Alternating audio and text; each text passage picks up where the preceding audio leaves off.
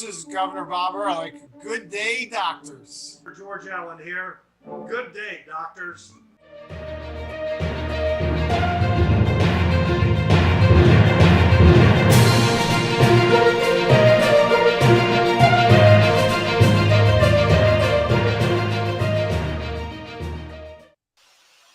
Good Friday evening, everyone. You are watching Dr. Politics and the Political Architect Show. We are live. We've got Dr. Jeff, the traveling man. I thought it was Dr. Strange. Yes, you were. Oh, you watched last week's show, huh? That is true. We said you were the apprentice of the Sorcerer Supreme, and you were Yes. in wherever that place they hang out in. Sanctorum?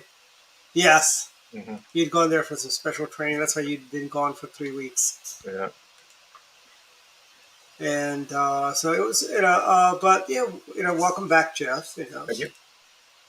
It's great, and it's been a busy week this week. I mean, everything from going out to Prince George's County's Lincoln Reagan dinner the other night, and we also had. There was a debate for governor Wednesday night. Don, did you watch any of that? No, but I mean, I don't know. I mean, my general opinion of this going into that thing anyway, it would just have been that whose minds are they really going to wind up changing at this point, right? I mean, Dan Cox is, everybody kind of knows who he is. Wes Moore is not a good candidate, but the Democrat. This is a different time of year in Maryland where the Democrats can run a weak candidate like Wes Moore, and they will win handily because we put up Dan Cox instead of Kelly Schultz, and we're going to get steamrolled. Well, you want to hear something funny though? Nancy Kopp made a comment, and Nancy Kopp is a Montgomery County native. She made some comment like she didn't think a black man could be elected as governor in Maryland. Nancy Kopp from liberal Bethesda. Yeah, well, I mean that's kind of interesting coming from her, considering how liberal she is and how long she served, both in the legislature and what is she now? Was she like the treasurer or something? Yep. And I'll tell you this: she came to the Republican caucus one meeting I was at where she says, "Oh, please don't make this elected office. We don't need a third statewide elected person." And I'm like, yeah, because you don't think you could win statewide because you probably lose to some Baltimore County Democrat or a good Republican, But but I just thought it was funny that was Nancy Kopp saying that, which is like, oh my dear, wow. You are an insane woman. So maybe she. When did she say that though? This was last spring before the primary. Last spring before the primary. Yeah, what the heck did she think? I mean, like when they had Rusher and Baker and all these other people running. I mean, yeah, she. Right? I mean, I wonder. Somebody should ask her. Do you think Ben Jealous lost because he was black? Although I didn't realize he was black until like 3 months after he already lost to Larry Hogan. But that's okay. I mean, you get they had these relatively prominent Democrats, at least elected officials countywide that were running for governor, or people who are known nationwide in some circles. So I mean, Wes Moore. I just think this is kind of baked into the cake. I don't see how Cox wins this at all. He's just not. There's a narrow path. There's a narrow pathway for him to win. It's a narrow one. And then we have our good friend Brigida complaining about Hogan and with the Hogan versus Cox kind of thing again, and it's just like, you people need to shut up. What is she complaining about? I mean, these are the same people that said we're not going to support Kelly Schultz if she wins the primary, And now you have I support our party's nominee. Okay. They can't say the same thing. You know that basically what we've come down to now, though, is that we've got a whole bunch of those Republicans. Many of them are friends and acquaintances that we have known for years. Yeah.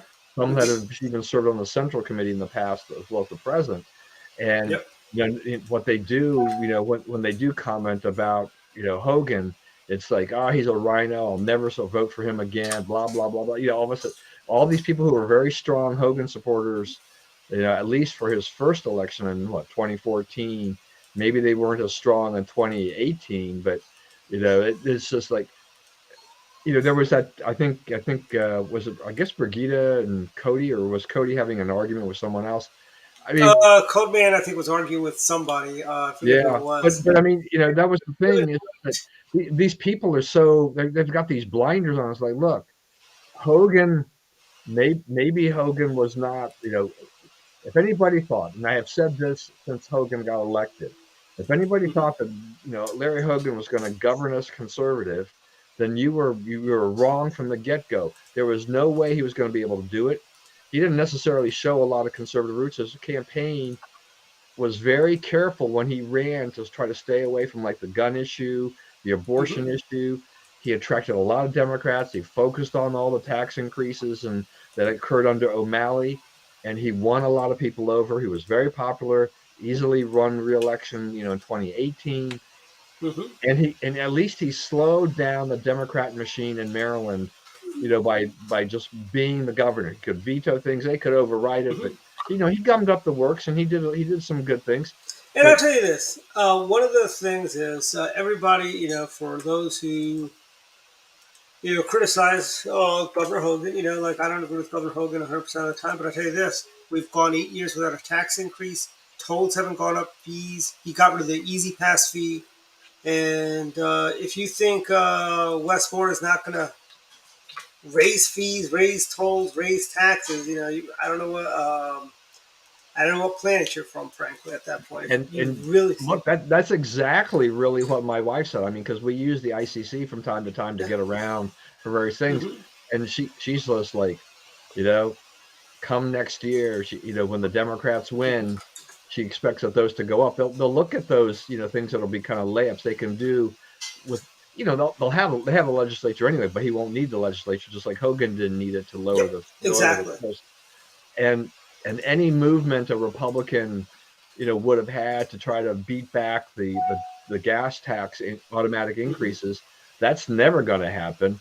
So we're already we feel the pain now, and we're going to continue to feel it, yeah, thanks I to mean, O'Malley and the Democrats back then. I mean, this is yeah, just, we're just going to be inundated and buried by higher taxes, because that's what the Democrats believe nationwide, and Maryland is mm-hmm, just, their mirror image of California. We're like a little incubator of the East Coast for how much of California can we emulate? mm-hmm. And it's and I mean we saw today, consumer spending numbers aren't that good. We don't have. There's a lot of issues happening right now. Inflation still at a 40-year high of 8.2%. Well, it hasn't gone up now. Joe Biden says. I mean, this clown is so out of touch. He doesn't know what he doesn't know. The Right, and I guy. don't know, and I don't know, Dwight, who the group is or people are that are, running his Twitter account. But whoever that is, those people are complete idiots, because I mean there was a tweet today Mhm. about Social Security. Social Security checks will be going up with like 8.7% next year, and Medicare premiums will go down. That's a big deal for seniors. Uh, Mhm. let's go. Let's. Can we talk about why the Social Security checks are going up so much? It's because Inflation's in inflation it. is at a 40-year high. That Mhm. you cannot control, and you have no idea what you're doing. This, Mhm. and even at 8 points, even increasing the checks that much, they're still Yeah. losing. Right? Food inflation is higher than that. Anyway, even just basic goods. I mean, we buy a lot of stuff that we Mhm. for the church. We have these events and things like that, and so we buy a lot of stuff, for the church, and things, which includes like the Saran wrap, the plates, the cups, the drink, the Mhm. water, whatever. And it's just, my wife is very attuned. She really has it locked into her mind. She knows what she's paid for those in the past, and she came home today because then she goes, "Oh, Saran wrap, the stuff you get at Sam's Club or Costco." She says, "I used to pay like $13 for it. It's over 20 now." I mean, that's over 50% since the last. I mean, it's probably been a while since she bought it, but that would. It hasn't been a decade since she last bought it, right?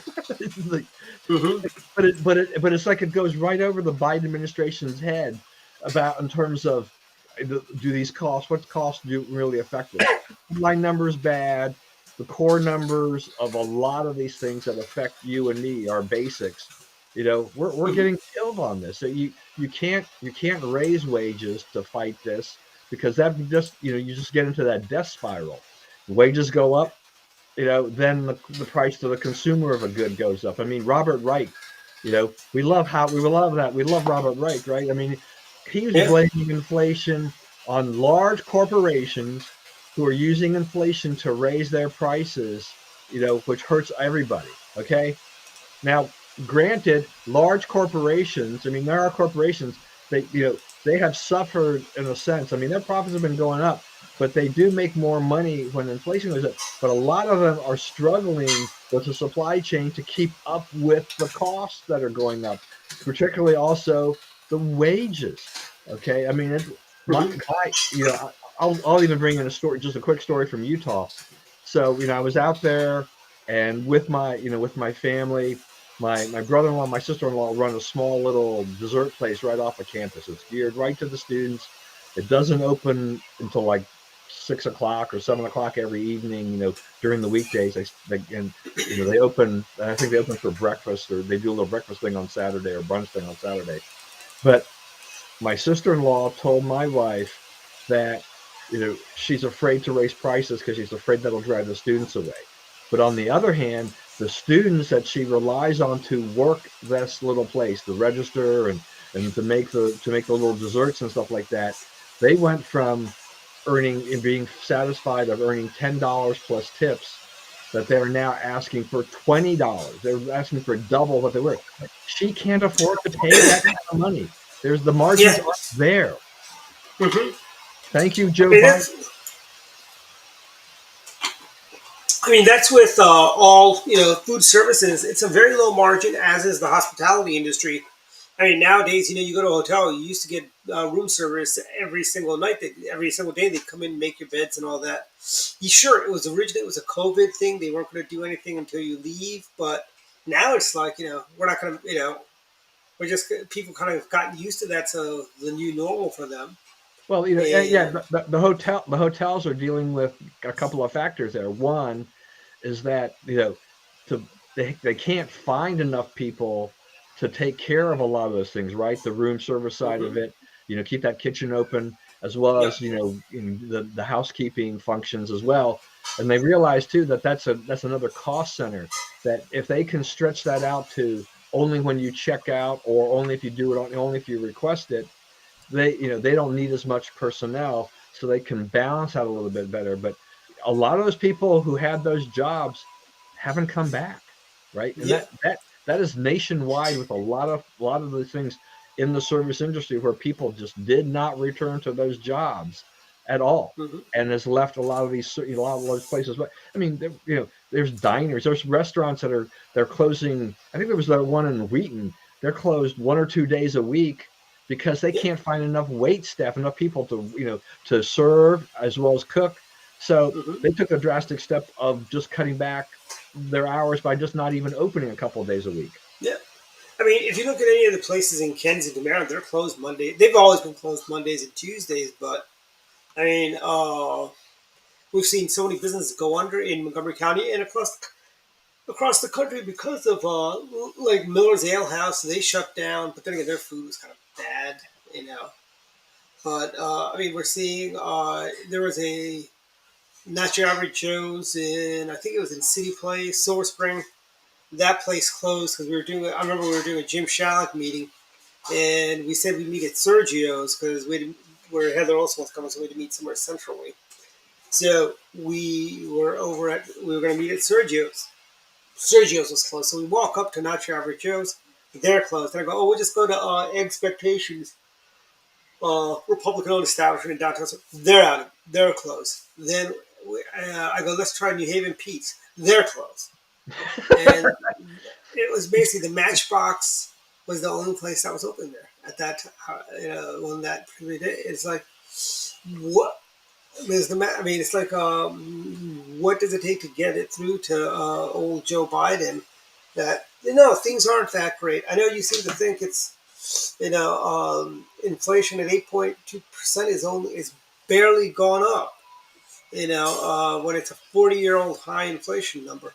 Well, I mean, there was another tweet that part of this too. With that inflation thing, it says, we're making America better, and it's like, how is that happening? How can you say, you're making America better when you've got 40-year highs in inflation, and you've got people that are suffering, and you've got people who don't even want you. They've trashed your job performance because you're in the 40% range. Yep. And a lot of people don't even want you to run again. Yeah. And I don't see how he is able to, with a straight face, actually say, I'm running again. I mean,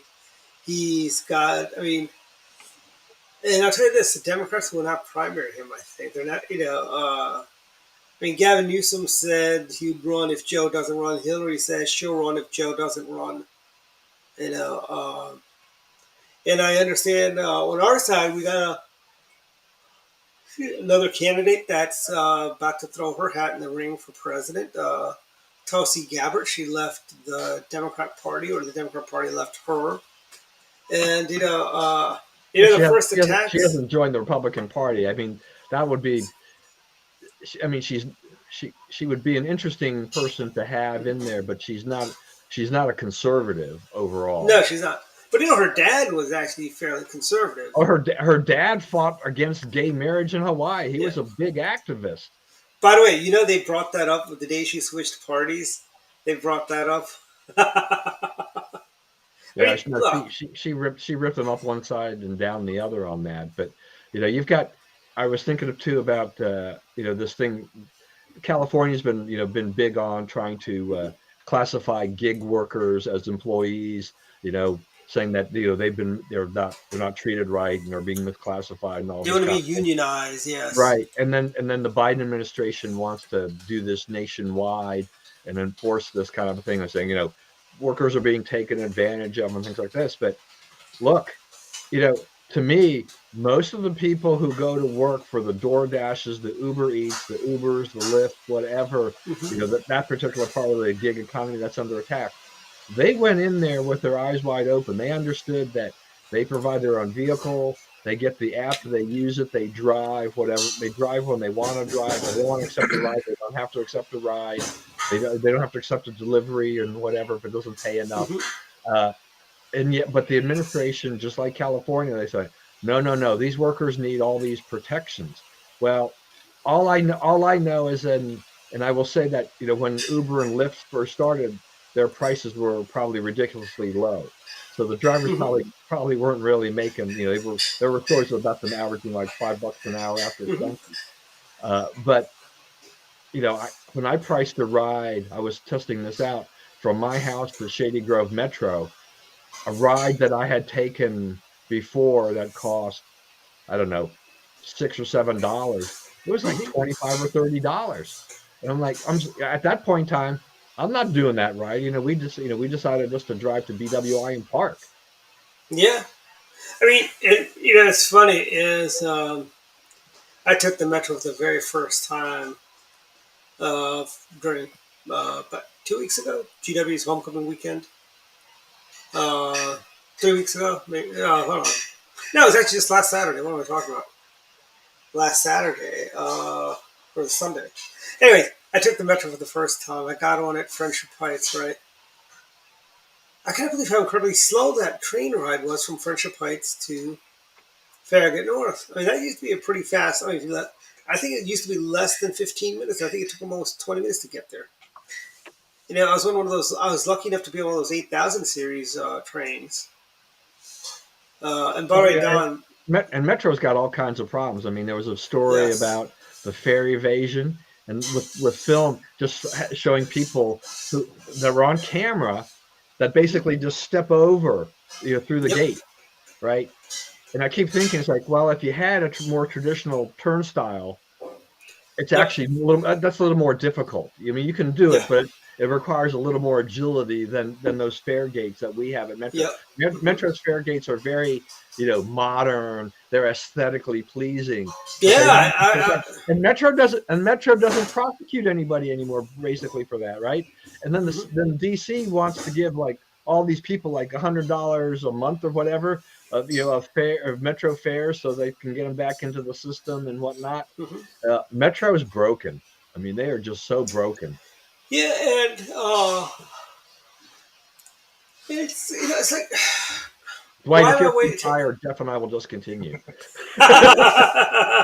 Susan, can you sing him a lullaby? I forgot that. I forgot my afternoon coffee. Is what it was. My 4:30 Starbucks.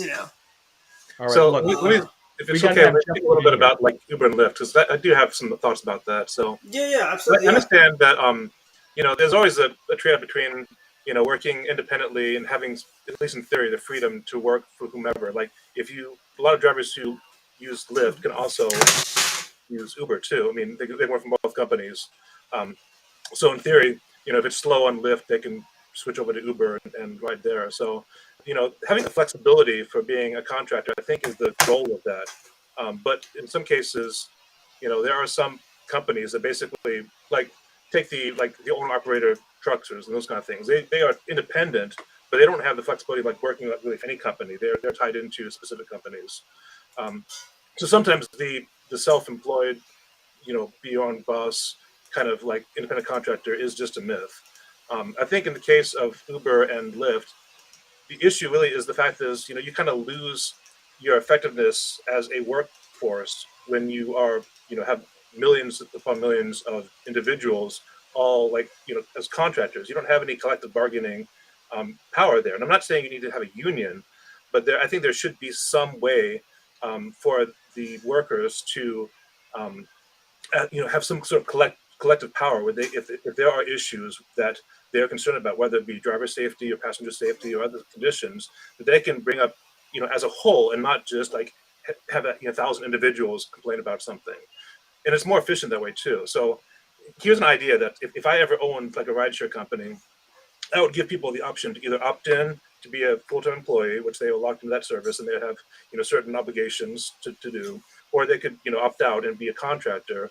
I would also offer, because you have different kinds of shares. I would offer each person who, either is a contractor or an employee, like one share of not necessarily, common stock, but of a certain class of voting stock, so that they could, if they wanted to, they could actually. That's awfully generous of you, Jeff. That is awfully generous of you. Well, the stock doesn't, it's having one share of a stock. It also puts in the driver's interest that they want to see the company prosper. So, if they have some skin in the game, whether it's because they bought stock themselves or given stock, they obviously want that to be, to do well.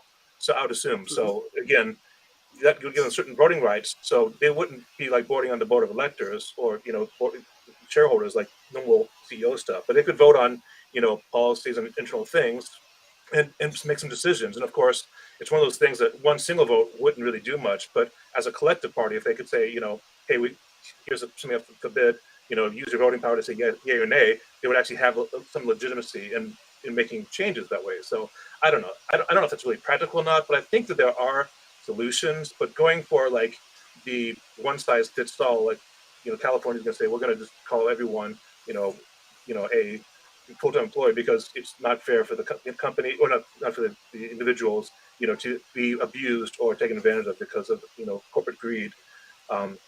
There's always going to be that, but I think that there are other options if people are creative and looking for those solutions. But anyway. Right. No, and look, there's nothing really wrong with that aspect of things. And plus, the companies, one of the other issues with the gig economy, with all these guys that work, especially like the Uber and Lyft drivers who are actually carrying passengers, is just that we have seen that the vetting process is very difficult for them. They have not done a very good job of vetting. And if you're basically signing up via an app to get a job, and then that goes through that process, and maybe they're using AI to kind of do that, but they're really not tied into a lot of things to verify criminal backgrounds and all these other things. Those things kind of fall through. there are inherent risks to not just to the company, but to the ultimate consumer, the writer, of potential dangers there. So, that always bothers me. But Dwight mentioned unionization.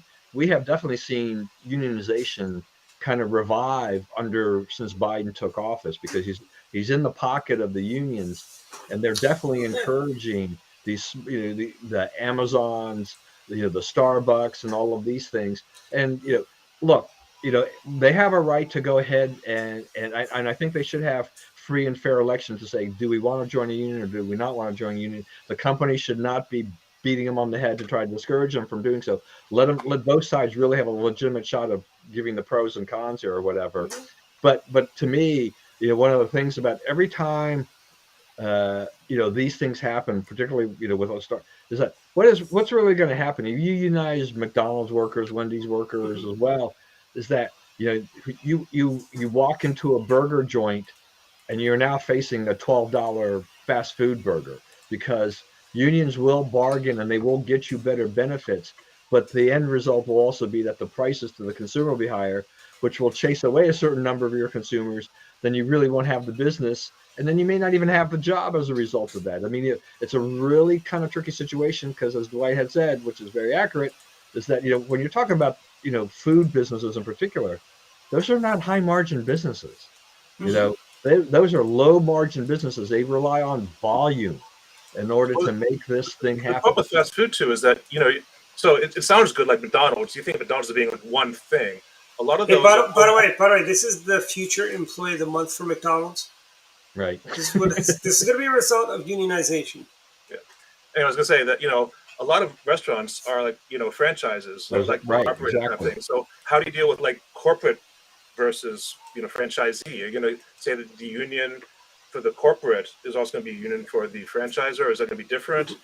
So the rights may not transfer.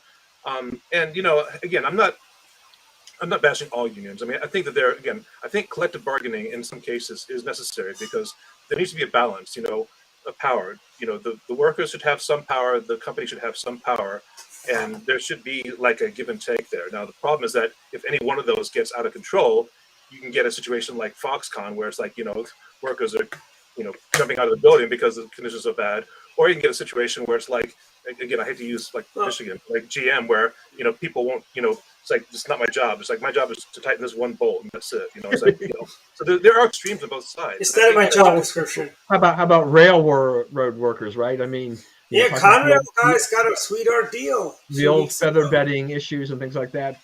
I mean, there's horror stories on all sides. Look, both my in-laws, were union members when they were during their working careers. Mhm. And in that case, I'm the kind of person that says those were very beneficial for them, because you have immigrants coming to the country with limited English. They had whatever skill set they had, and the union protected them and negotiated for them Yeah. for health benefits, for salary, whatever, gave them a little pension when they retired, etc., like that. That was very beneficial, because on their own, that it would have been a lot harder for them. But Well, by and large, that is not, that's not everybody. Jeff, you correctly pointed out. I mean, one of the problems with the thing is that most people see the McDonald's, the Wendy's, whatever, that they see all these things as the corporation. But just like a Marriott hotel, Marriott doesn't really own their hotels, right? they're not Marriott for built the hotel, and then they then take over the management of the hotel. They have a contract to manage the hotel the Marriott way, and Hilton and others are following suit. They're Mhm. realizing that Yeah. owning the hotel is not as good as just managing the hotel, because they're freed from a lot of obligations of the overall expense of the hotel. They're there to provide training and the kind of things that, all the skill set that need to run it that way. And the reputation of a Marriott or whatever, also helps determine the success. I mean, I'll stay at a Marriott over a Wyndham or something like that, all other Yeah. things being equal, that type of thing. Although So, Wyndham actually they've but started a most pretty people don't sweetheart. understand that. They see McDonald's, they see the golden arches, and they think it's one big monolith. Mhm. And here's the thing. Let me rebut the whole pro-union side of this. Milton Hershey of Hershey Chocolate did not lay anyone off during the Depression. He kept all his employees on. And you know what the thanks he got? They had a strike. They barricaded themselves in the Hershey factories. And evidently, Milton Hershey capitulated and gave in. But, is that the thanks he gets for not firing them when the stock markets crashed, like every other business did? So, I mean, and unions, they're also a hotbed of, what do you call, communists, frankly, socialists. It's a hotbed for that. I mean, that's where, remember Henry Wallace, Vice President Henry Wallace? He was a big pro-union guy. That he came out. He ran for president as a communist in 1948. Hey, my father Not voted 48. for him. Really? Well, That was part. That was part of my father's two things that he would say to if He people said, also "Oh, voted you're for just nothing but Goldwater. a right wing whatever," and he tried. Part of his explanation of how he turned from his old ways was that Henry Wallace supporter, Adlai Stevenson supporter. And he also supported Barry Goldwater, right? I remember, as I remember correctly. So and then he turned around and became a hardcore anti-communist conservative and whatnot. But yeah, I mean, you see that. I mean, to me, if you're looking at fast food, my model is Chick-fil-A, open 6 days a week, Mm-hmm. owner operator. That if you own a Chick-fil-A, you have to work, and you got to work Yep. your butt off. They don't just give you that franchise. They don't award those to anybody. You Mm-hmm. have to be highly qualified and show that you're going to have the mettle and the willingness to work that franchise in order to do it. And you only get one. You can't build. You can't go Yeah. and say, "I'm going to take over." Montgomery County. It's not. Everybody who has a Chick-fil-A Montgomery County, that's a separate owner operator in each one of those facilities. And And so they Matt, have a heck of a lot of skin in the game. They're closed on Sundays, which is great for the employees. And they've shown that for them that model works. They sell a limited number of products. They focus on the chicken and some variants of that. They do very well. Their employees seem to be pretty happy. You don't get the level of employee complaints that you do at other places as you do compared to Chick-fil-A, because I think the employees there are generally happier people for being that, because they also know that the owner is taking a great interest in what that is. The success of that unit also reflects, is going to determine whether or not he or she succeeds financially. that's true. And here's the thing, it's not like if you got a Burger King or there's a new chain. I don't know how new it is, but it's called Finley's Frozen Custard and Burgers. It's in the South, and I think there's some few locations in the Midwest, but it's pretty much like South Carolina, Georgia, Florida, that area right now. And there's a couple in Kansas and Alabama. But anyways, those you can actually own a bunch of them. You could be one owner and own like five of them or whatever. Yeah, I mean, And most of the time with franchise, a lot of times, you get awarded a territory, right? yeah, So it include you have a geographic area, and then you work and try to work and figure out how many of these can we actually do. We start with one. You got to build that yeah, up and make sure you can succeed there, and then yeah. you work on maybe finding another location and doing that.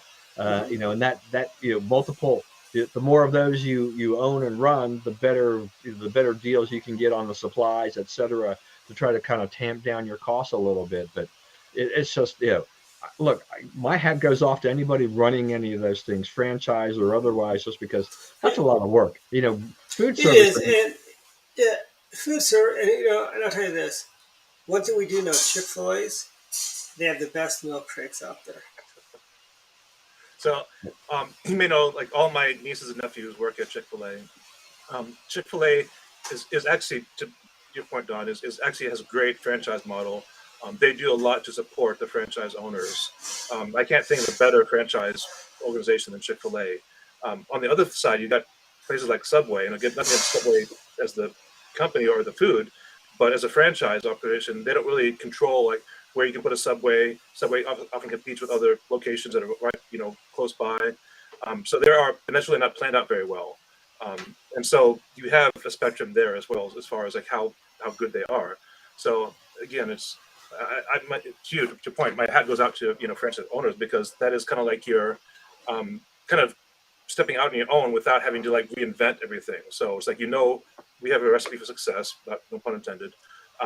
and that we're going to continue this way and support it. And there was an argument between like Chick-fil-A and Boston Market, how Boston Market basically spent all the money on advertising and getting out them as fast as they could. They didn't really have a sustainable model. They just wanted to get the name out. Boston Market. But I'm saying There was one right by the model wasn't like quality. It was just like get out there and build them. Yeah.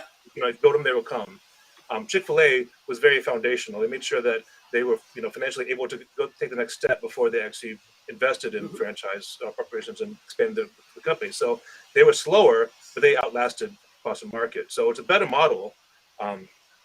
Anyway. Yeah, go ahead. Yeah, when the other thing about when I look at Chick-fil-A, because I mean, I'll eat at fast food restaurants, and I'm always kind of curious about how they're competing in today's world. The apps, app deals, reward, loyalty things. Virtually everybody's jumped into all these things. Mm-hmm. But Chick-fil-A is interesting because I mean they have a loyalty program, which is okay. It's not the best, but it's still you can still get points and get free stuff, free food eventually.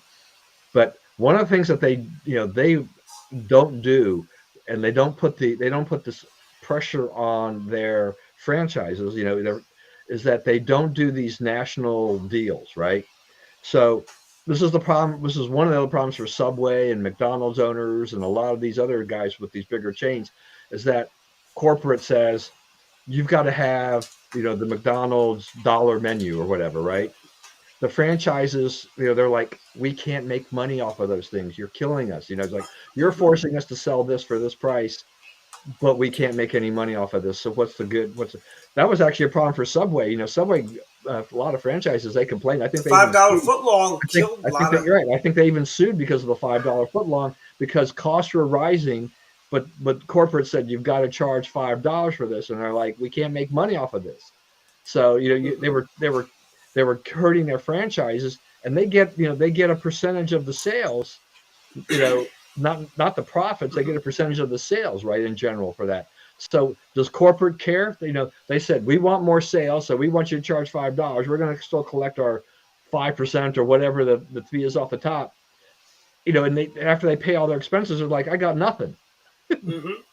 So Chick-fil-A is very good. I mean, Chick-fil-A's got they've got a fair amount of offerings, but you don't see, like when they launched their autumn milkshake, there wasn't a rollout that said, come in and get our new milkshake for $1.99 or whatever. They didn't hamstring their franchises. They just you get a little promotion, you go and you pay the price or you don't pay the price. By the way, I had the most expensive milkshake at a Haagen-Dazs. I think it was over $10 in Florida. Well, then you got to go to that place out in Ellicott City, that one that does those crazy milkshakes. We do need to go to that one. I think Reed Novotny should do a fundraiser there. Where's that place? The Milkshake Factory. It's in Old Town Ellicott City. Oh, okay. I'll have to look for it. Yeah, they do outrageous milkshakes there apparently, and they're not cheap, but they look fun and good. I bet they taste better than the one from Haagen-Dazs. Not Haagen-Dazs. Is it Haagen-Dazs? No. Yeah, I think it was Haagen-Dazs. Yeah. But yeah, I mean, I paid over $11. I think it was around $11 and change for a milkshake, and I'm thinking like, this is ridiculous. I could go to Steak and Shake and get one for $1 or something, and it tastes. I'll also say about the food service industry, and we should probably move on to something else anyway. Yes. It's just that I don't know if you've seen it anywhere in terms of ordering, and you're getting whether or not you're seeing any AI being put into these McDonald's, Wendy's, whatever, wherever you've gone. But the Checkers right here by my house, about 3 months ago, if you pull up to the drive-through, basically they have drive-through, or you park and you walk up to the window. Mm-hmm. It's now AI. There's no live voice anymore, and they take your order, and then they say processing, and then they just review it, and then they tell you how much it is, and you drive to the window. So now they've got AI basically taking the orders from people, and I'm sure that's partially due to a staffing issue. They can't find enough people, and they've also tried to keep their costs down so they don't have to keep increasing the price of their burgers and fries and shakes. Yeah, and I believe it was I want to say, I don't think it was even 12 ounces. It was like, they only have one size, so it's whatever size they have. That's the size of the milkshake, but Yeah, see, I know yeah. Susan. I know Susan is old school here, and I know several other people who are who actually friends of Hmm. mine who feel exactly the same thing. No self checkout, no apps. I mean, they want the human interaction. They want what we have grown up with. You know, Hmm. I'm a lot more like I look for whatever works more efficiently for Yep. me. You I know, like getting in and out faster. That's why I like self yeah. checkout. Look, I mean, I mean, And, I, and I don't I don't when I go to Checkers or what these or McDonald's, I will order through a kiosk or through the app because that's for me since I'm trying to get the points and earn free food. Mhm. It's the only way I can assure myself I'm actually getting credit for what I'm doing. Mhm. If you go to if you go to Crumble Cookies is Did you go basically for their Did you type. get your free cookie today, by the way, Don? No, I wasn't going to line up. I thought, I I didn't wonder if feel like Jackie did that because that was right by Jackie's house. Yeah, I think I was going. Jackie should have gone over there. She's closer. That's like 8 miles. It's 8 miles away from my house. I'm not doing that for a cookie. And there wasn't Hmm. anything on the menu this week that I wanted. No pumpkin. I'm not there in the Hmm. fall. Okay, I'm sorry. You just didn't have any fall pumpkiny things this week. They were all. It was all about this week was all about breast cancer, so everything was pink. Uh, Did you see but I just want to say the? quickly. So Crumble, if you've ever been into a Crumble cookies, um, they actually they have a lot of people working behind the counter, right? I mean, Mhm. just making the cookies and preparing the orders and stuff like that. But you actually do not interact with anybody to order your cookies. You use the iPads, kind of devices, the tablets that are there to order your cookies. You can ask somebody if they have an issue, but they basically don't do anything for you. And then you pay that way. You swipe your card or you tap your card, and then they bring you your cookies and show your cookies in a box or Mhm. whatever, and then you walk out the door. So that's probably not something Susan would be too crazy about. Not that she would go and buy Yeah. $4 cookies. Right. So let me say And this too. also, I understand both mhm. arguments about like not wanting automation and or wanting automation. It certainly in some places we just have to have it. I mean, like if you look at car manufacturing, a lot of the stuff is automated. The welding stuff is just automated. Every manufacturer does that. Um, but I think when it comes to the food industry, there's two types. There's either the uniform food that always tastes the same, always comes out looking the same, at least ideally. Like McDonald's, you get a burger, you always want the burger to be exactly like you had it before. Or stuff that's like bespoke, like you go to, someone who actually makes the food for you and cooks it and does it. You have to have some skill there. So I'm like, when it makes sense to automate things that are uniform, I'm not inherently opposed to that because in theory, you know, those are like the low wage jobs anyway. And theoretically, you would have people that are hired in at higher wages that take care of the maintenance stuff as opposed to doing the actual work. So, like instead of like mopping the floors, you'd be like ensuring that operations proceed smoothly. So again, in theory, at least, there should be better paying jobs. And I'm not saying that always works in practice, but we also right now have a problem with hiring people that want to take those fast food jobs. But when it comes to other restaurants and stuff like that, we need to talk about bespoke food where it's actually made for you. Obviously, that requires a skill. I think that there should always be a need for that. And it comes same thing with like when you go shopping. I mean, you go to Amazon, you buy something, you don't really care who fills your order, whether it's a robot or a person. Um, but when it comes to like if you go to like a craft store or like a flea market or something like that, where they actually have people selling things on stands, you're looking for that personalized item. You're not looking for something that's like whomever it's like made in China. You really want something that actually shows the artist has some skill in crafting that. So I don't know. I think there's like two different markets here. So on one hand, we want to have very efficient stuff that's always uniform, but on the other hand, we do appreciate uniqueness and individuality, which I think should be rewarded and inspires things like creativity and artism.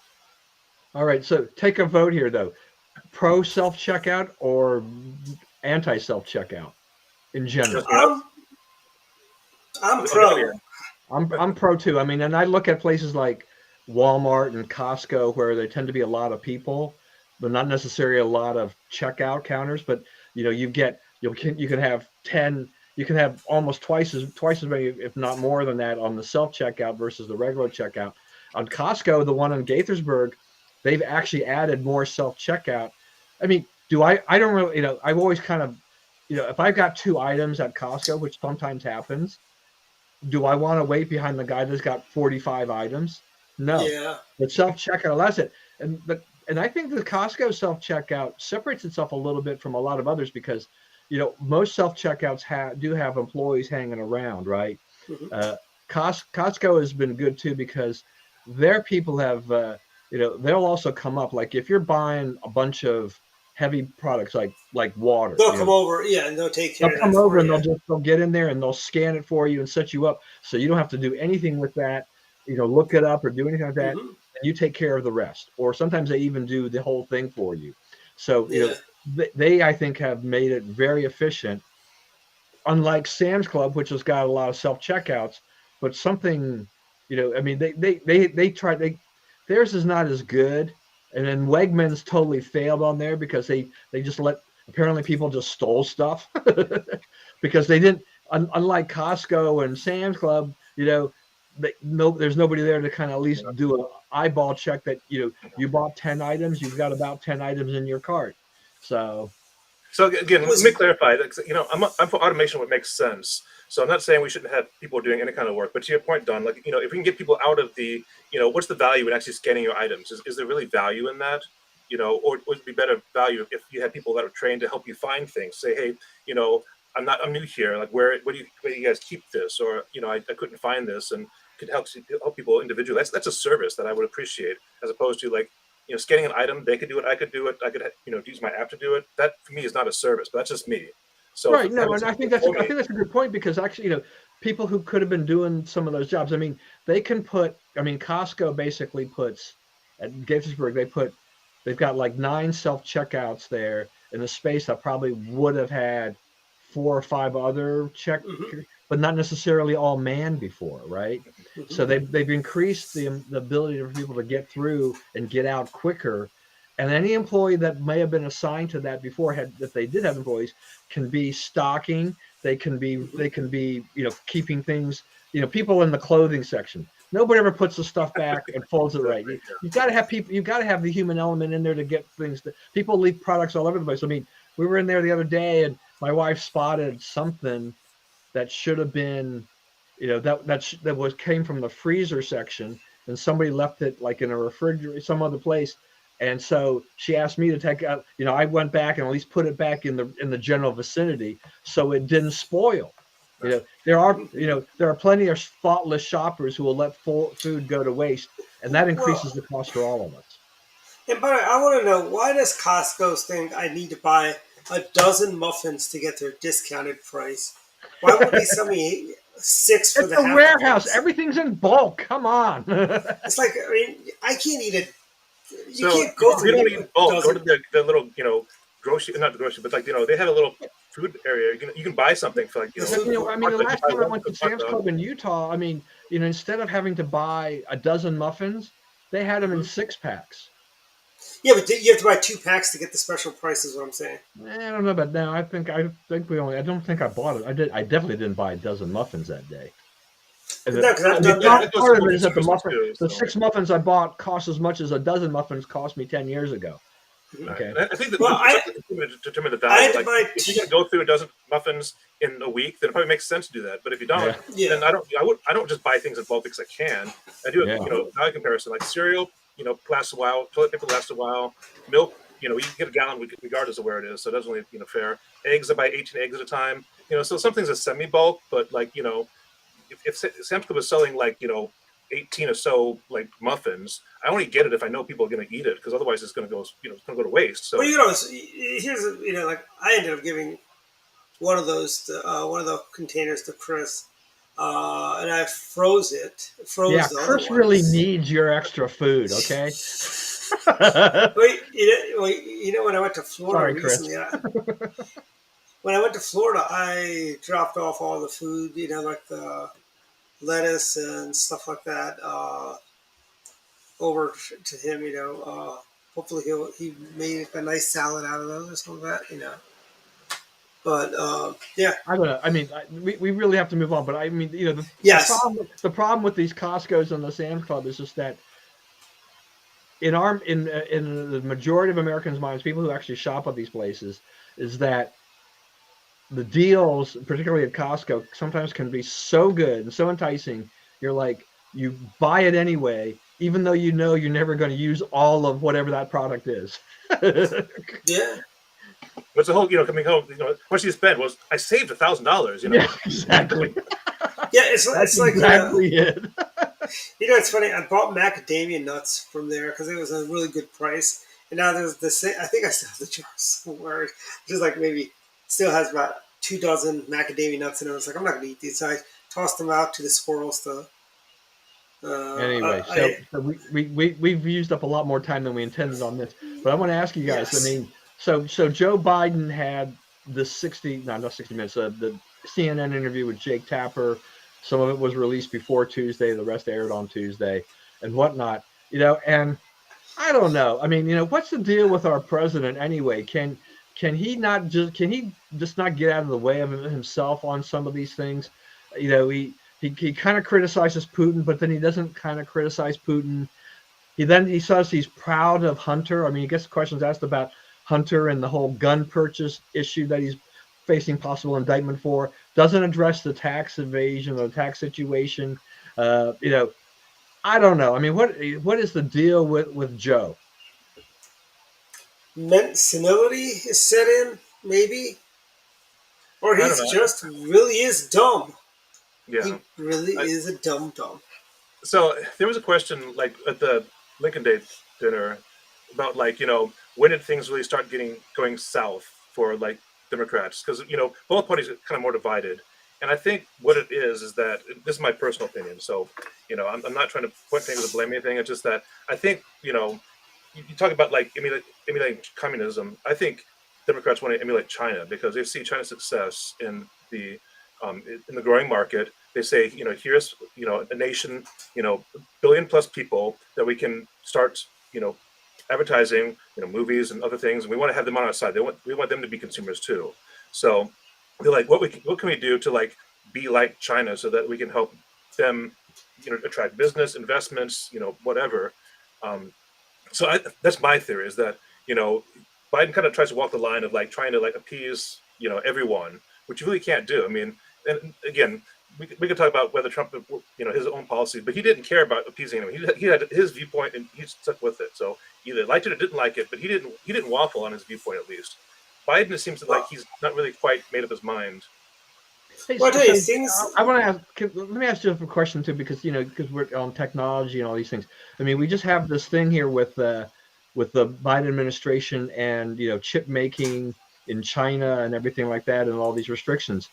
Good or bad, in your opinion? I mean, does this not impede a little bit of our the world's ability to So support technology? I mean, So right now, China has monopoly on certain types of manufacturing process. They have monopoly on like rare earths. They have the whole issue with like Taiwan slash Taipei is as far as I'm concerned a ticking time bomb because Taiwan is a major chip producer, and I think China at least has an eye on them. Beyond them, we've got South Korea makes some chips and stuff like that. I really applaud Intel for stepping up and making a chip fab, building one in I think Colorado and letting people basically bring the designs and they'll manufacture them for them. Not so it's not going to be just Intel. We've kind of cut ourselves off by relying so much on China that we don't really have the you know the technology, the processes, or the machinery to like manufacture a lot of things, and so we really are beholden on China for these products. So I think we're kind of shooting ourselves in the foot. At this point, it's like it's like trying to exit gracefully. We can't really just say we're not going to buy this from them. That's you can't do that. First of all, they have too much economic power. They can damage us, and we really are too much ingrained in their economics really to disentangle ourselves at this point, at least cleanly. yeah, I was Well, just kind of curious about that. here's yeah. My view is this. China. Basically, Russia is. They're like where the Ottoman Turks were around World War I. This is their last hurrah. And You think for China I this is a think left hurrah? no, Russia, Russia, okay. China, on the other hand, remember, China, if they weren't so authoritarian and so on, let me tell you, they are one earthquake, one natural disaster away from going back to being a third world country, frankly. If the tsunami hit China instead of Japan after the earthquake, China would still be underwater and they'd still be, having their bring back their 5 year plans, so to speak. I China don't. needs. I We don't know the need. elevation of Shenzhen, but that's that's the Silicon Valley. That's where they produce like Yeah. 90% of all electronics. So Yeah. if that was damaged, that would severely cripple China. But I don't think. I mean, a lot of China, they don't really care about like the lowlands and stuff. I mean, these are like I Hmm. hate to say it, but like they're like peasants. They're very Yeah. they're not in great conditions. But we don't really hear about them because they're in these lesser populated areas. So China has flooded their own people. They have built dams or flooded people, and Hmm. whatever. It's like this is what the government decides. So just deal with it. Hmm. So anyway, go ahead. Yeah, I think. all that modernization, all that thing where they do that and then Mhm. they build these big cities, right? Which is now kind of coming home to roost because they took money from people and they can't finish the buildings, and they've really screwed their citizenry with that too. I think what we need to really do is, bring back an old policy called containment. We contain China. We isolate them from the rest of the world. We basically slap them with tariffs. We basically, bring back, How many years back do you want to go back? no, I feel like I'm 20 years seriously, ago you could have done this. honestly, if Harry Truman weren't such a coward and listened to General MacArthur, China would not be a problem today. But I mean, look, I mean, every time like a Pelosi or Biden, I mean, they try to make some statements, that they're going to defend Taiwan or whatever. They Hmm. have to their people have to kind of walk it back immediately. It's like, oh no, you can't say that because No, you know what we need to we we can't need to do. offend China. We need to build secret nuclear missile base in Taiwan. We need to build a secret nuclear missile base in Japan and South Korea. Point at all that, So when, because we built those there, they don't have time to respond to our nuclear attacks. We can get first strike and we can win. I And don't know. I kind of look at the whole Hong Kong thing as kind of path to the future for China. I mean, here in theory, Hong Kong was independent. They had their own economy. They were doing well. They were like it's independent. until they decided to bring down the hammer on the. Well, yeah. Because then the first thing is like China used a pretense to basically put on the hammer, and now it's like we never hear Hong Kong. Hong Kong is no longer a Yeah, free and state. here's the thing. That's. And businesses are leaving Hong Kong as a Yeah. result of that. And here's the thing with Hong Kong, right? You know how like when you had the Eastern European dissident movement, you had Lech Walesa, you had Václav Havel, you had these dissident leaders. There are no dissident leaders in China. There is nobody because you know why the Chi-Coms take away and kill them. That's why. You Yeah, I know. mean, and the dissidents, the anti-government protesters, people that were in Hong Kong, Mm-hmm. they were arrested and jailed, right? I mean, Mm-hmm. this is that thumb that they put down on you, and this is exactly kind of what Jeff's talking about. And, This is the model. I mean, the fear that people had mm-hmm. when Hong Kong was turned over to China by Great Britain is all coming to roost. It's all coming Mm-hmm. now. For a long time, it was a thriving country, and China has now basically absorbed it and made it another piece of their country and totally ruined it. It's unfortunate. Yeah, I tell you, the empire. One of the biggest mistakes the empire did was, giving up their footholds they've had all over the world. Frankly, the Not going empire. to imperialism, are we? No, I'm just it's like I'm just looking at the empire. They're kind of like like I said, they're a lot like the Klingon Empire. You know, and I'll have to buy a Union Jack and hang it up next time. But I tell you, I remember the first time I went there. I We'll was fine. close the show with "God Save the King." Oh, that's right. It is now the king, isn't it? But the coronation is happening sometime in May of next year. Is that They're right? doing the coronation, and it's I think a 3-day affair for the whole coronation. I'm a little worried about UK because I mean, I think Liz Truss is in big trouble.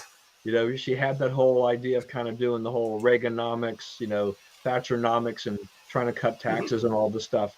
got a heck of a lot of blowback from the markets in the UK. Yeah. She goes and she fires the exchequer, brings in another guy, and then starts rolling back some of the tax cuts. It's like, no, you know, this is not how you run the government. Mm-hmm. And the election that comes up, is unless you can find a way to turn this around, you're a lame duck, and the Yeah, and Liberal really, Party what will take over. what the empire really needs to do is turn away from their socialist ways. Get off that path. They need to do. They've privatized. They need to privatize things like. I think British Railways is quasi privatized, but they need to privatize it like they privatized British Airways, because British Airways used to be the Empire's airline. The Queen's airline, so to speak. They need to privatize these. I think they've already done that with a lot of the coal mining. The coal plants. I mean, Rover was propped up by the government for the longest time. They need to let businesses fail. It's kind of like the too big to fail. They're big enough to fail. Let them fail. And I think they need to cut taxes. They need to stress property ownership in the empire. A lot of people there, they own property, but they own like row house. Nobody owns like a home. There's a few people that own homes like we do, but you have to be like super, super wealthy. Most Well, people there live in row the whole concept houses. of property ownership in Great Britain is completely different. I mean, those are things that are like, hundreds of of years old. And they're passed from generation to generation. Yeah, exactly. Yeah, It's not like new homes, and homes you kind of you stick with for like generations. So here yeah, we buy and sell houses like it's like it's nothing. But Great Britain, yeah. yeah, it's a big deal to have home ownership Well, because it's it's, funny. When we were doing work Did for, you see this thing? I did not know this until this past week. That like if you get a mortgage in Great Britain, it is not yeah, like it is here. You don't get the 15 to 30-year mortgages. They're like 5 years or less. So yeah, with interest rates having skyrocketed worldwide, people's mortgages are about to come up for another term, and all of a sudden hmm, they're seeing doubling, if not tripling, in some cases of their interest rate, yeah. which is creating havoc. No one saw this coming, and it's really going to have a very bad impact on the economy there, I think. do you know if Great Britain has any kind of protections for home ownership? Like, I know in the U.S. we have some protections to help people keep their homes if before it goes into Yeah, foreclosure. I don't know. I mean, that's the thing. It'll be kind of interesting to see, because I think there's going to be a big squeeze there, and the question will be what all these people do that all of a sudden, going from 2 or 3% interest to 6 or 7% interest or whatever. That can be a huge jump for a lot of people, and with the way the worldwide economy is going, Hmm. one that's probably not affordable for a lot of people. So I it'll mean, be. look at all the people that bought houses last year. They paid above asking price for most in our area. I would say a lot of people paid between $30,000 to $50,000 over asking, and they It's a good 20% basically, over. yeah. And as a result, now someone got, hopefully, I don't know if they do adjustable rates, but still, I mean, their house values are, when they decline. That's the big question. Is like, the values of the homes are going to be going down. I think in our area we're fairly well insulated. People who bought in our area is going to be fine. But people who bought houses, like say in Central Florida, like where I'm from in Melbourne, down there, like it paid $500,000 to $600,000 for a house that was a few years ago, 300,000 to 400,000. And when the market goes south, those people are going to be underwater on their homes, which could trigger another housing crisis. I don't think it'll be as bad as the housing crisis we saw under Barack Obama and how bad things got then. But I Well, I think mean, housing affordability is a big problem. I mean, when I did not know what until I was in Utah, and had my son, my youngest, came down with his wife to have dinner with us and some other family members, and he was talking to another friend of ours. So I I was not really in favor when he and his wife bought a 43-year-old home and paid $500,000 for it, and still had to renovate the home in order to bring it up but to was it a large modern house, standard. Don? But his interest rate was 2.75%. There you go. Now I think the kid is a genius, just about, because Utah home prices really haven't changed that much. They may have gone up a little bit. So I think his home is holding its value because people are still moving to Utah. But he's got a very low interest rate, one where today, if he tried to buy, he could just not, even if he paid less for the home, the interest rate would be so high he couldn't afford the home. And also, Don, in Utah, $500,000, that's got to be a mansion, or he's got like an acreage with like a Well, it depends where in Utah too. So yeah, you know, but I mean, Utah's being scooped up. I mean, people are. I mean, we've gone all over in different places in Utah, and we're like, wow, we visited some friends of ours that had served a church mission here for a year, an older couple, and they've now settled up in Lehi, Utah, and they were in what city called Dinier, which was by Orem, but the wife has got her osteoarthritis is getting worse, so she needed a flatter house.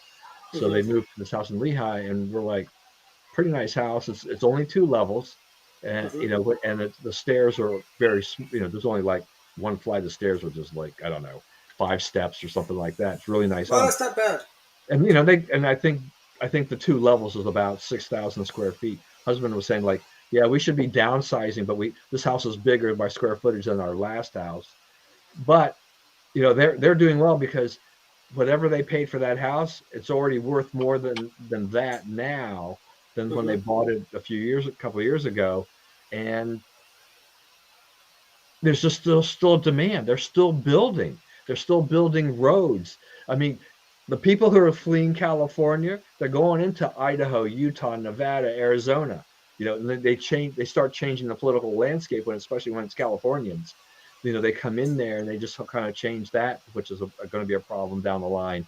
But California, high taxes, high housing prices, the regulation, you name it, boom, boom, boom, boom. You can list off a ton of things. Utah, not as cheap as it was 25 years ago to live there, but still a haven when compared to California. And Utah has lower state income taxes than California, fewer regulations. If you want to build something new in Utah, it's a lot easier to do than building something in California. Because California now you gotta have all these compliance issues with California. You gotta have a carbon neutral footprint when you build a house. You gotta have solar panels on new homes. You gotta do this. You gotta do that. And by the way, that's coming to Maryland too. By the way, Don, it is coming to Maryland. Yeah. So even though my wife says that she wants to move to a flatter house in 2 years, I'm like, I don't. Florida, I think Florida's beautiful. They just opened up a Costco's, but and they've also got Sam's too. There's like 3 Sam's. Yeah, we need Costco's and Sam's, maybe a Trader Joe's, but we definitely need an Aldi. Oh, they've got like 3 Trader Joe's there. There's three Trader Joe's. There's no Whole Foods. That's the only downside. I don't care about the Whole Foods. Like Aldi or Lidl are part of our mix, and plenty of Asian grocery stores that we have here. They have Aldi. They have Aldi's there.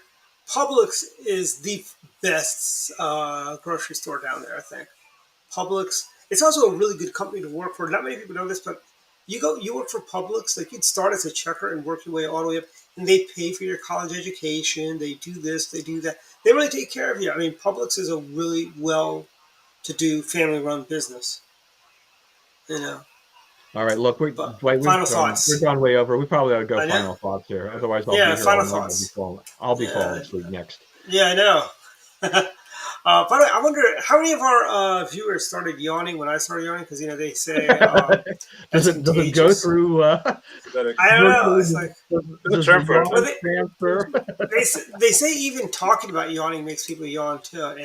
It's not just. You're starting to make me sleepy, Dwight. Yeah, we can talk about your face too, and you can. There we go. Susan did start to yawn. She's giving you moral support. She's being great. But anyways, final thoughts. Done or fine. Go. Final thoughts. Election day is only about 25 days away. We've got early voting. We've got mail-in voting going on in various places. About 40% of the people in the country voted by mail or absentee ballot before the pandemic. Maybe those figures will hold up. So the influence, anything that happens here in the last, few weeks will probably affect maybe 60% of the population.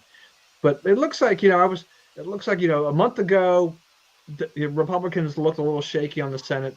I think they're in a little bit better shape. Herschel Walker is a little shakier, I think, but I think Dr. Oz may have a little bit more of an advantage over Fetterman. I Mm-hmm. think Fetterman's got some issues. Arizona's looking a little better. Nevada's, I think Nevada's a potential there. We kind of blew it in New Hampshire or whatever, but anyway, but otherwise, if that we have a chance maybe to actually do something there. I think the House is looking better than it was a month ago. Mm-hmm. We've got Nancy Ohio's Pelosi. looking better too. We have yeah, Ohio's looking better. We have Nancy Pelosi on this video, which I believe her daughter filmed, saying that she wanted to punch Donald Trump. It's like very classy, Nancy. That's great. You know, so just unbelievable there. Alex Jones. I am never going to defend that guy. He but this jury award is just kind of outrageous. They will appeal. They could tie that up for a long time. He probably doesn't have much of any money left at this point in time. But the idea that you're going to say that these were Sandy Hook was a hoax and they were actors and all this kind of stuff, it's such vile nonsense. So I hope people just don't even pay attention to that guy. But what economic harm was really caused to the families? Mental anguish and other things like that for his crazy talk. Yeah, but $965 million. This is where tort reform or something has got to be done, because these juries are still kind of out of whack here to award these outrageous amounts, which makes absolutely no sense and will never actually come to pass anyway. That's true. And then Secretary Mayorkas, he should resign. He's caught lying on Whipgate. There's just no doubt about it.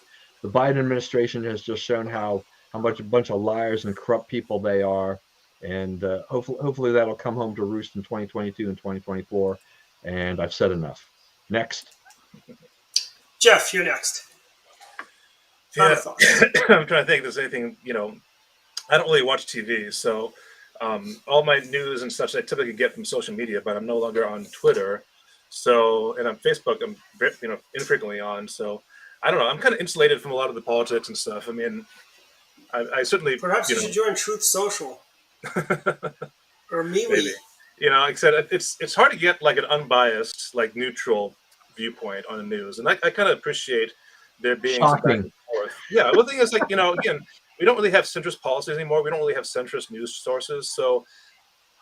I'm like, pick your poison, but for me, it's like I don't know. Have we ever had centrist news? I mean, news is always. So Craig is saying news from NTV is very interesting. I think when CNN in its early phases, I think they were more centrist. Yeah, I mean, Cronkite was a pinko commie lover. He I don't think President Nixon.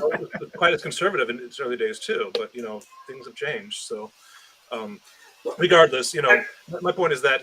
I try to stay away from the social aspects of being like Democratic or Republican. I think, again, I know people there's like the heart issues when people feel strongly about something. They feel strongly about, like Roe versus Wade and things that, matter to them, on their heart. But then there's like, their wallets. Like there are things that matter economically, like inflation and cost of gas and cost of food and education and those kind of things.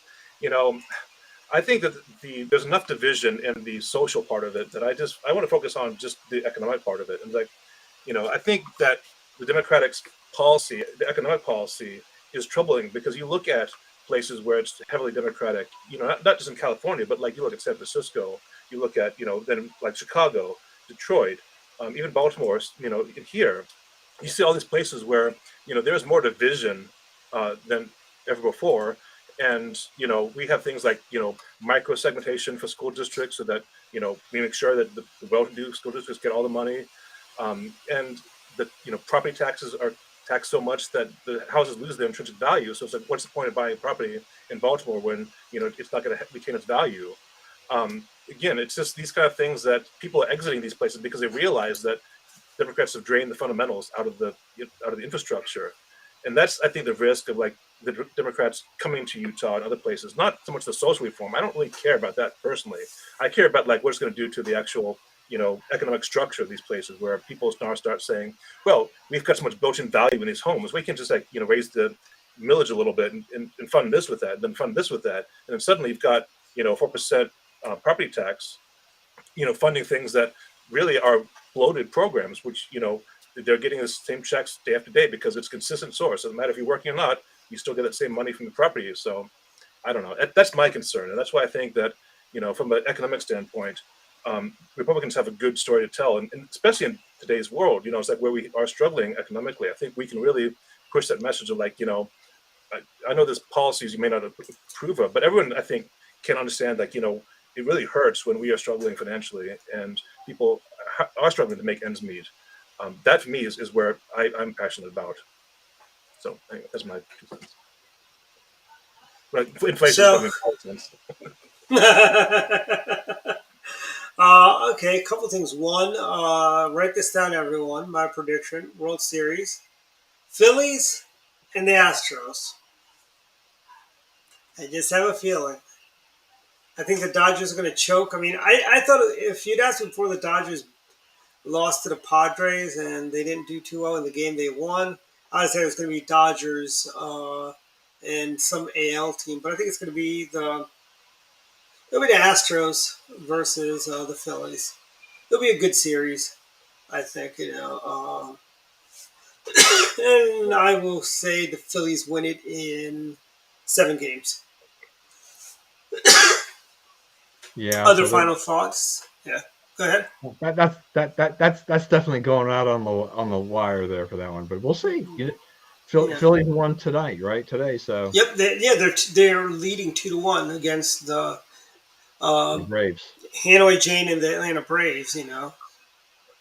I know they're not owners anymore, but I still like saying that. It's a lot of fun Yeah. to say. Ted Turner and Hanoi Jane. But I'll tell you this: the new CNN looks a lot like the old CNN. By the way, just saying.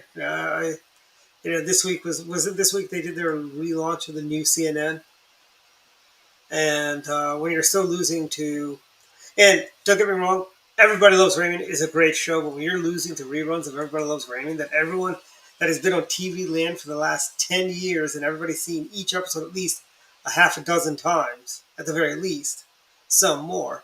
Yeah, they still need to tinker with that thing they call CNN. Other final thoughts. We've got a couple of events of note. Yeah, you got my fundraiser with First Lady Kendall Ehrlich on July 24th. It's Monday in Kensington, Maryland. 7 o'clock. Definitely come. Get some pictures of the doctors and so on. Personal appearance tours. I think we'll start really doing that next year a lot more. And we've got my other final thoughts is I think Dr. Oz and Ron Johnson both win their Senate seats.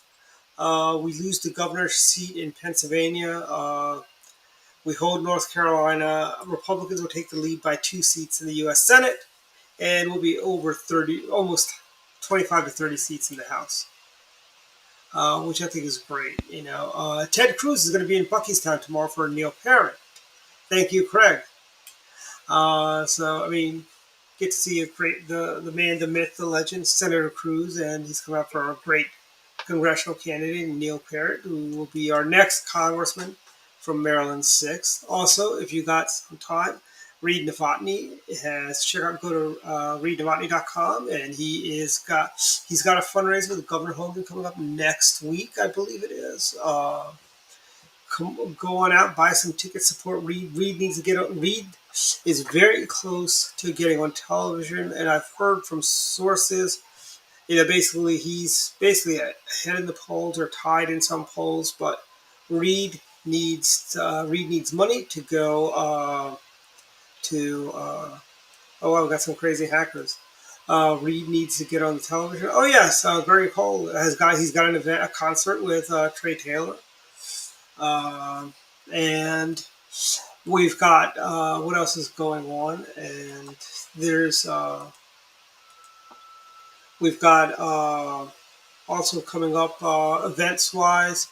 We've got Election Day. Early voting starts on the 27th of October. Election Day, and just remember, everyone, if you like 8.2% inflation, if you like unsafe streets, if you like your kids being taught everything but math, science, and arithmetic in public schools, vote Democrat. But if you're fed up with that, vote Republican. I mean, even in Montgomery County, what is one Republican on the council really going to offset so many apple carts? You know, I just try voting Republican for a change. You know, the Democrats have controlled Montgomery County for a good part of my lifetime, pretty much. We've had Republicans on the council, but it's never been enough to do anything significant. You know, vote Republican for a change, Montgomery County.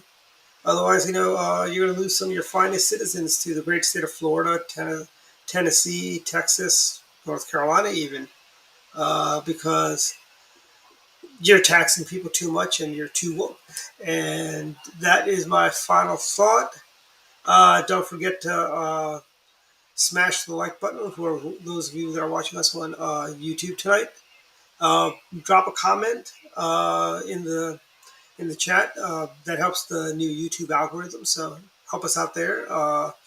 And we'll see you guys next week. Good night, everyone. Good night. Good night.